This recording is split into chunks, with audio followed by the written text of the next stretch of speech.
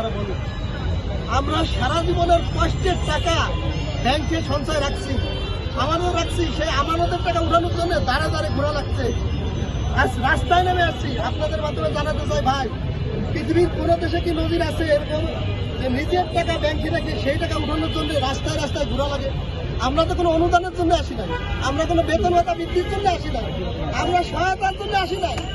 আমরা আসছি আমাদের নিজের আমানতের টাকা, সারা জীবনের কষ্টের টাকা ব্যাংকে জমা রাখি, সেই টাকা আমাদের বিপদের সময় উঠাতে পারছি না। অনেকের আছে বৃদ্ধ মা বাপ ঢুকে ঢুকে মারছে অসুস্থতা নিয়ে। অনেক প্রাক্তন শিক্ষক যারা রিটায়ার্ডে আসছে তাদের যে পেনশনের যে টাকাগুলো এই ব্যাংকে আছে, তারা এখন ওষুধ পর্যন্ত খাইতে পারতেছে। এখানে আছে অনেকে ক্যান্সারের চিকিৎসা নিতে পারতেছে না। অনেক মা বোনেরা আছে তাদের সংসার বন্ধ হয়ে যাচ্ছে, এমন অবস্থা, ছেলে মেয়ে লেখাপড়া করতে পারতেছে না। এর চেয়ে অসহায়, এর চেয়ে আর অসহায় আপনারা কি ভাববেন? আমরা যে কিভাবে আছি আসলে আপনাদের বলে বোঝাতে পারবো না। আমরা আজ 1 বছর ধরে দাঁড়া দাঁড়ে ঘুরছি।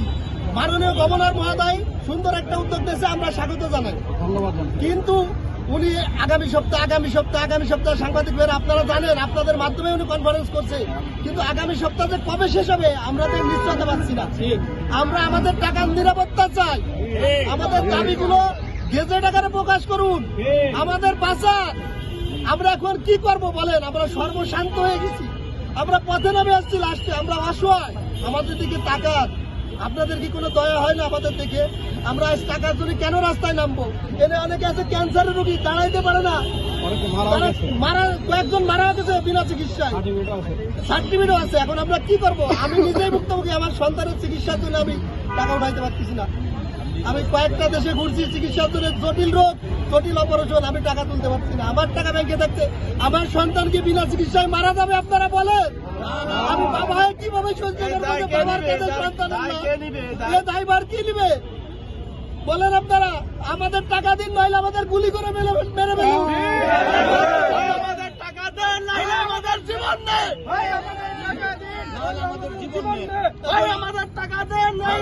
জীবন নেই।